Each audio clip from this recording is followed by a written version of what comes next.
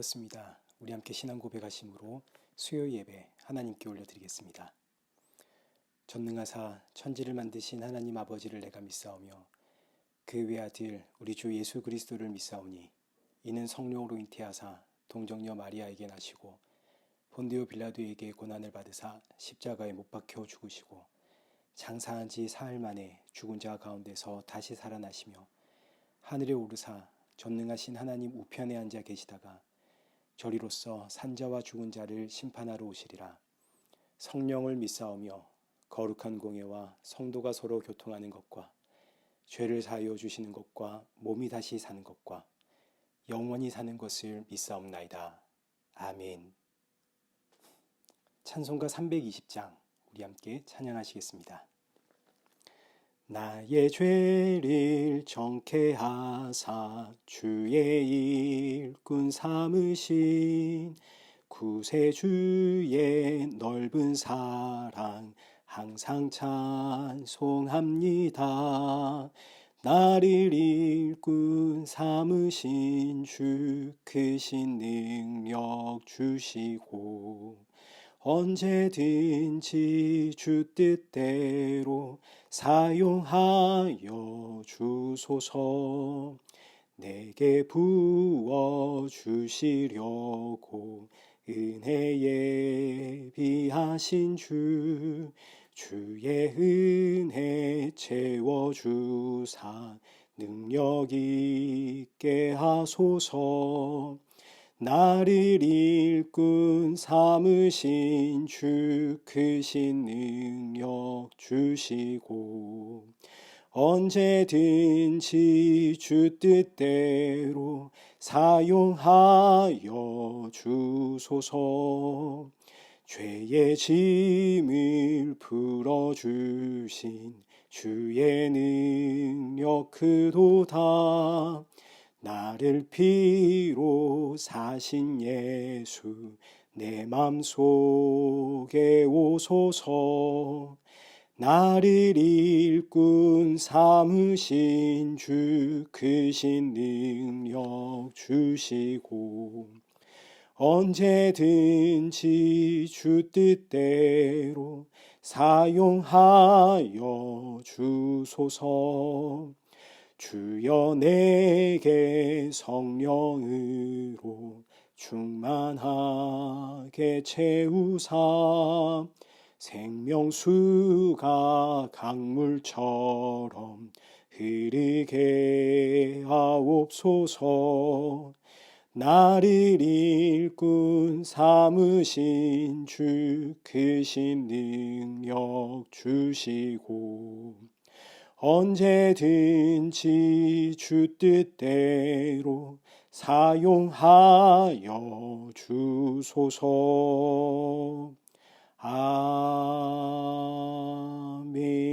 아멘. 기도하겠습니다.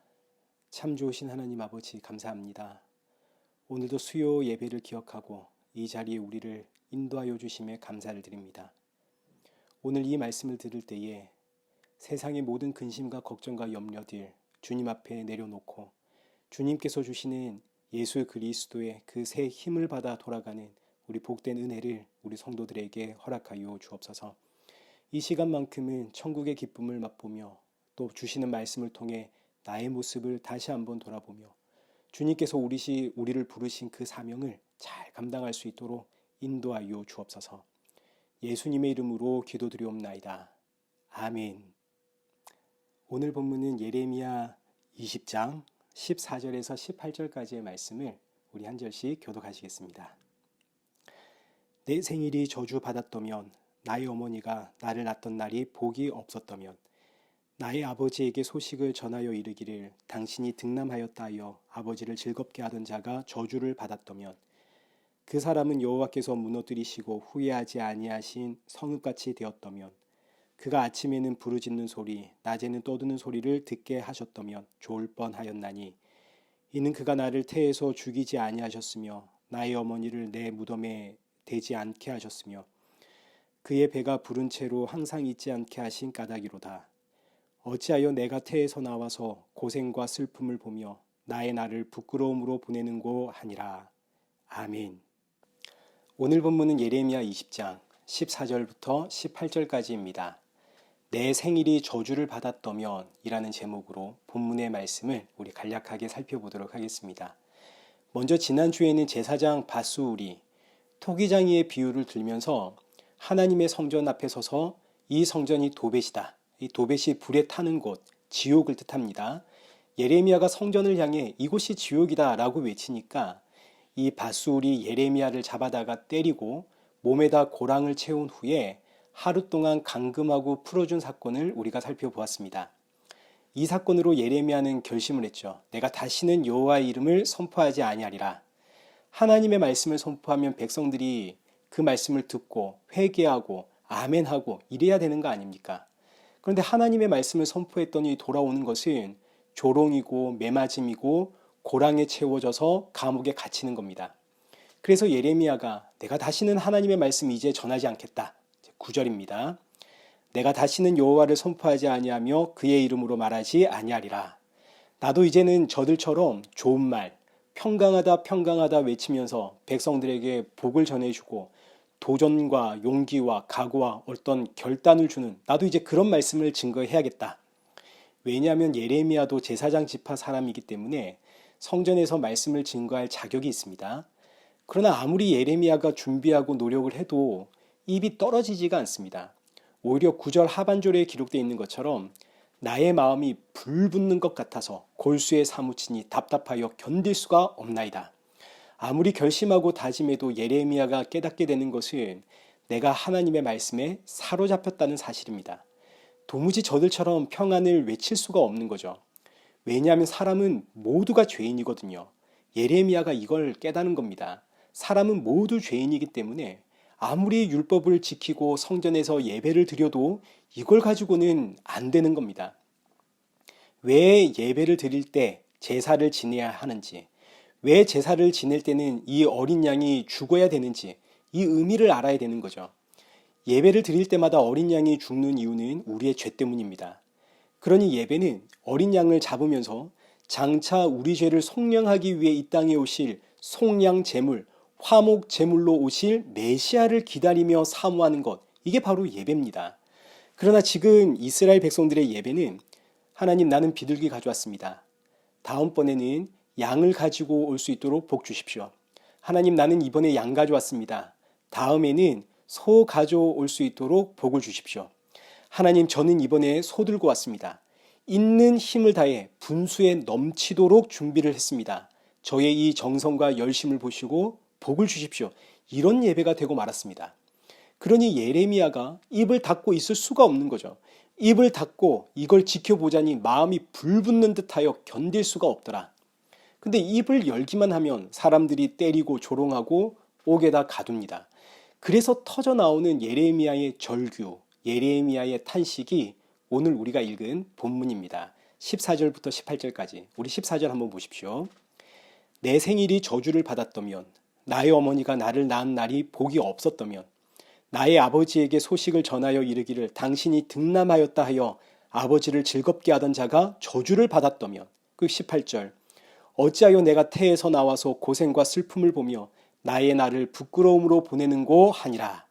14절부터 18절까지는 전부 예레미야의 탄식이고 절규입니다. 차라리 내가 태어나지 않았으면 좋았을 텐데 라는 탄식. 이 탄식에는 크게 두 가지의 의미가 있는데, 첫째, 예레미야가 하나님의 심판을 받기 때문에 나오는 탄식입니다. 예레미야는 하나님의 영이 임한 선지자 아닙니까? 그래서 예레미야는 이 땅의 끝을 압니다. 이건 오늘날 성도도 마찬가지입니다. 성도는 하나님의 영이 임한 선지자입니다. 그래서 성도는 이 땅의 끝을 압니다. 여러분, 이 땅의 끝은 뭡니까? 하나님의 심판이죠. 영원히 꺼지지 않는 지옥불에 던져지는 것이 이 땅의 끝입니다. 예레미야가 이 사실을 알기 때문에 부지런히 정말 온 힘을 다해 하나님의 이 생명의 말씀을 증거하지만 듣는 자가 있나요, 없나요? 없죠. 아무도 없습니다. 오히려 말씀을 증거할 때마다 사람들은 조롱하고 손가락질하고 때립니다. 그래서 터져 나오는 탄식이 차라리 내가 태어나지 않았더라면. 예레미야가 결국 봐야 하는 게 뭔가요? 내 형제, 사랑하는 내 자매들이 심판을 받아 지옥불에 던져지는 거, 결국 예레미야가 이걸 봐야 되는 거 아닙니까? 나의 사랑하는 자들이 지옥불에 던져지는 이걸 보아야 되기 때문에 차라리 내가 태어나지 않았더라면 하는 탄식이 나오는 겁니다. 오늘 이 탄식이 저와 여러분 안에 있는가 우리 한번 진지하게 돌아봐야 됩니다. 우리 역시 이 세상의 끝을 알고 있지 않습니까? 근데 너무너무 놀라운 것은 세상의 끝을 뻔히 알고 있음에도 불구하고 우리는 여전히 이 세상을 바라보고 삽니다. 이 세상의 끝을 알면서도 자꾸 세상에서 잘 살고 싶고 성공하고 싶은 나, 이런 내 모습을 보면서 우리는 탄식이 나오고 있는가, 내 모습 한번 돌아봐야겠죠. 그리고 동시에 내 사랑하는 가족과 이웃들을 보면서 탄식이 나오는가를 한번 돌아봐야 됩니다. 나는 지금 예수님 믿고 있지만 그러나 사랑하는 내 자녀들, 사랑하는 내 남편, 내 아내, 내 부모가 그리고 내 이웃이 예수님을 모른다면 그러면 그 끝은 영원한 지옥불에 던져지는 거 아닙니까? 이 사실을 알면 탄식이 나와야 되고 저들을 바라보면서 어찌할꼬 해야 되는데 이 탄식이 나오긴커녕 믿음은 어차피 하나님이 주시는 선물이니까 이러고 뒷짐을 지고 먼 산 보듯 하면 되겠습니까? 제가 한국에 있을 때 제 학생들에게 전도하자 그러면 이 학생들이 하는 말이 과간입니다. 목사님 내 친구는 불교예요. 목사님 내 친구는 무교예요. 이게 대체 무슨 소리입니까? 불교니까 가서 예수님 전해야 되고 무교니까 가서 예수님 증거하고 이래야 되는데 이 친구들이 불교라서 전도를 못해요. 내 친구는 무교라서 전도를 못해요. 내 친구 교회 오면 진짜 교회 큰일 나요. 이게 대체 무슨 소리입니까? 심지어 내 자녀가 교회를 나오지 않는데 하나님의 때가 있겠지. 내가 자꾸 푸시하면 오히려 교회에서 멀어지고 반감을 가질까봐 내가 푸시를 못한다. 이건 또 무슨 소리입니까? 오늘날 많은 분들이 착각하는 것이 전도를 자꾸 교회에 데리고 나오는 것이라고 생각해서 억지로 내 자녀들을, 억지로 이웃을 교회로 끌고 나오려고 하는, 그러다가 반감을 사게 된다 이런 생각을 하게 되는데 여러분 그게 아닙니다. 전도는 교회에 데려와 앉혀놓는 것이 아니라 나의 구원자가 예수님이라는 사실을 증거하는 것이 전도입니다. 자녀가 교회를 안 나와도 예수님 이야기 우리 얼마든지 해줄 수 있지 않습니까? 내 친구가 불교라도 예수님 이야기는 얼마든지 해줄 수 있는 거 아닙니까? 그러니 오늘 우리는 영혼 구원에 대해서 너무나 무관심한 것은 아닌지 한번 돌아봐야겠죠. 예레미야와 같은 탄식이 우리 안에 있는가? 만약 이런 안타까운 마음의 탄식이 우리 안에 없다면 어쩌면 나는 이 땅의 끝이 영원한 지옥 심판이라는 사실을 믿지 않거나 이것이 너무 관념적으로 실제 일어날 일이 아니라 어떤 하나의 가상적인 것으로, 관념적인 것으로 생각하고 있는 것은 아닌지 한번 돌아봐야 되는 겁니다. 사랑하는 성도 여러분, 이 세상의 끝은 반드시 옵니다. 그리고 그날은 이 순간이 될 수도 있고 내일 아침이 될 수도 있고 내일 저녁이 될 수도 있죠. 종말은 이미 시작이 되었고 그 끝날은 도둑같이 임할 겁니다. 그날이 왔을 때는 이미 늦었습니다. 오늘 본문에서 예레미야의 탄식은 아무리 외쳐도 듣는 자가 없고 결국은 저들의 그 끝을 봐야 하기 때문에 터져나오는 탄식입니다. 오늘 저와 여러분에게 이 탄식이 있어야 됩니다. 이 탄식이 없다면 지금 내 마음이 그만큼 완악해졌다는 증거입니다. 나의 이 완악한 마음 녹여달라고 우리 기도해야 됩니다. 저와 여러분의 기도 제목입니다. 어느새 완악해져 버려 이 세상 사람들의 그 끝을 알면서도 불구하고 복음을 증거하지 못하고 있는 나, 이런 나를 보며 탄식하는 그런 성도들 되시길 축복합니다. 두 번째, 예레미야의 이 탄식은 예수님에 대한 예언의 말씀입니다. 장차 오실 메시아의 고난을 미리 보여주는 것으로 시편 22편의 말씀 보십시오.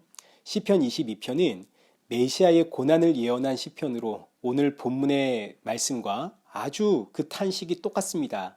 1절입니다. 내 하나님이여 내 하나님이여 어찌 나를 버리셨나이까? 어찌 나를 멀리하여 돕지 아니하시오며 내 신음소리를 듣지 아니하시나이까? 이 말씀이 그 유명한 엘리 엘리 라마 사박단입니다. 나의 하나님 어찌하여 나를 버리셨나이까? 십자가에 달리신 예수님의 절규가 바로 여기서 나왔죠. 6절 보십시오. 나는 벌레요 사람이 아니라 사람의 비방거리요 백성의 조롱거리니이다. 나를 보는 자는 다 나를 비웃으며 입술을 비죽거리고 머리를 흔들며 말하되, 예수님의 사역에 대한 결과를 기록해 놓았습니다. 예수님 이 땅에 생명으로 오셨고 빛으로 오셨지만 놀랍게도 사람들은 변한 게 없습니다. 예레미야 시대에 예레미야를 조롱했던 것처럼 사람들은 여전히 생명의 말씀을 증거하는 생명 그 자체이신 예수님을 보면서도 조롱을 합니다. 그러니까 오늘 본문은 예레미야에게 그 하나님의 영이 임하여 장차 오실 메시아가 당할 고난과 조롱을 미리 보고 기록한 본문입니다.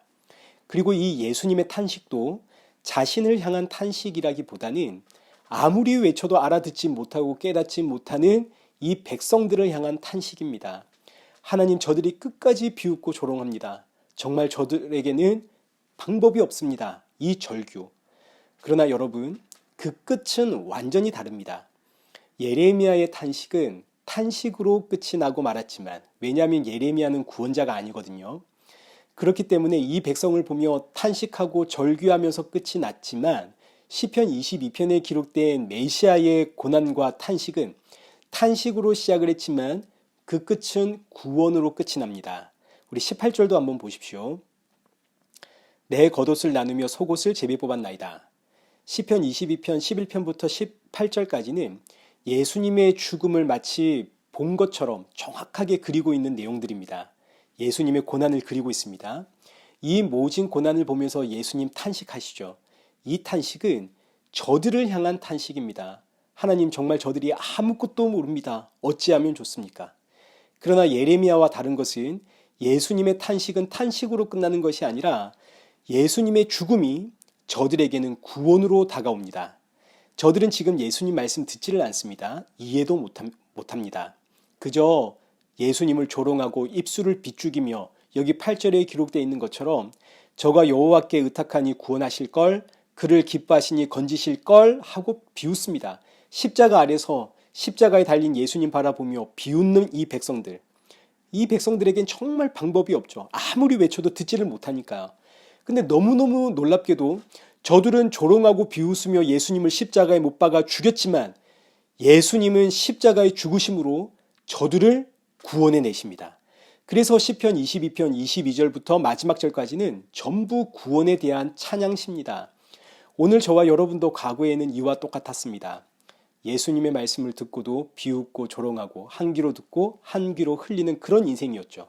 심지어 예수님을 십자가에 달아 죽인 저들은 저 과거 2000년 전 유대인들이 아니라 저와 여러분입니다. 그러나 예수님의 그 죽음은 이런 나를 살리기 위한 죽음이었습니다. 죽으시고 부활하신 예수님이 영으로 나를 찾아오시니 세상에 어찌할꼬 회개하며 나의 생명의 주가 되시는 그 예수님 찬양하게 되더라. 자, 그러니 여러분, 오늘 보십시오. 오늘 우리는 예레미야의 탄식을 보면서 예수님의 탄식을 듣습니다. 아무리 외쳐도 깨닫지를 못하고 이해하지를 못하고 오히려 조롱하고 비웃는 저 백성들을 향한 탄식이 오늘 저와 여러분의 탄식이어야 합니다. 저들의 끝이 지옥 심판이라는 사실을 우리는 알잖아요. 그러니까 가슴을 치면서 생명의 주가 되시는 예수님을 증거해야 되는 겁니다. 이런 마음이 우리 안에 없다면 정말로 우리는 우리의 이 완악한 마음, 이 굳어버린 마음을 보면서 울어야 됩니다. 하나님, 저의 이 완악한 마음을 녹여주십시오. 저에게 국률의 마음을 부어 주옵소서. 여러분, 이런 기도 제목은 반드시 응답을 받습니다. 남은 이 한 주 여러분 이 기도의 응답을 받아서 국률의 마음을 가짐으로 예수 그리스도를 담대히 증거하는 그런 복된 저와 여러분 되시기를 축원합니다. 기도하겠습니다. 살아계신 하나님 아버지, 오늘은 예레미야의 절규를 살펴보았습니다. 세상의 끝날을 알기에 탄식하며 절규하는 예레미야의 심정이 바로 예수님의 심정이요, 그리고 예수님의 영이 임한 우리 성도들의 심정이라는 것을 살펴보았습니다. 오늘 우리의 마음이 이런 마음이 없다면 우리의 굳어버린 이 완악한 마음 녹여주시고 세상을 향한 긍휼과 사랑의 마음을 우리 안에 회복시켜 주옵소서. 안타까운 마음으로 탄식하며 생명의 주가 되시는 예수 그리스도를 더욱 담대히 증거하는 성도가 되도록 우리 안에 역사하시고 성령의 충만함 부어 주옵소서. 예수님의 이름으로 기도드리옵나이다. 아멘. 이제는 우리 주 예수 그리스도의 은혜와 성부 하나님의 크신 사랑과 성령 하나님의 위로교통 충만하심이 주님 다시 오실 그 끝날을 사모하며 국률의 마음으로 담대히 복음을 증거하며 외치는 우리 이레교회와 성도들과 온 세계 교회 머리머리 위에 이제로부터 영원토록 함께 있을지어다. 아멘.